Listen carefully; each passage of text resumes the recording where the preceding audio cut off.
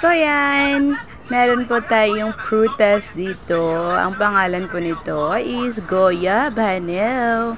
Meron po tayong ma-fresh na bulaklak. Si Sampagita ata yan yung pangalan. Ayan, maganda yung color is yellow.